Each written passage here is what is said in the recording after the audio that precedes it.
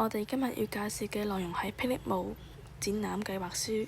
霹靂舞係作為街舞嘅一種，起源喺1970年代嘅美國紐約時區，係嘻哈文化重要嘅組成部分，以獨特嘅動作、強烈嘅節奏感同埋多元嘅表現形式，深受咗全球年輕人嘅喜愛。近年嚟，霹靂舞唔單止喺街頭巷尾廣受歡迎，仲被納入為奧運比賽項目，展現咗強大嘅活力同埋創造力。本次嘅展覽將會展示霹靂舞嘅起源、發展同埋文化內涵，令更多人充滿活力同埋多樣性嘅舞蹈形式。二、活動目的，希望令更多人知道霹靂舞，同時亦都向觀眾傳達霹靂舞嘅歷史、文化背景及其中嘅意義，增強大眾對街舞文化嘅認知同埋興趣，增強運動嘅多樣性。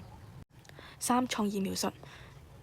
我哋決定重新設計頭盔嘅形狀，採用流線型嘅外觀，提升美觀同埋舒適度，同時減少風阻，增強運動嘅性能。而安全性能增加，我哋採用先進嘅多層材料設計，結合泡棉同埋硬殼材料，增加抗衝擊性同埋耐用性，確保更好咁嘅保護效果。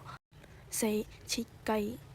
概述，冷帽嘅設計會將融合保護功能同埋舒適性，為霹靂舞者或者其他運動員提供額外嘅頭部保護效果。我哋用嘅材料有分為幾個部分啦。第一個係外殼材料、內部漸層調節系統同埋智能系統。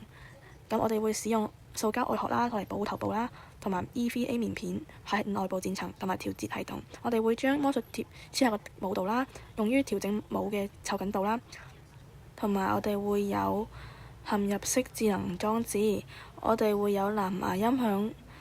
模組啦、電池啦，同埋健康監測功能。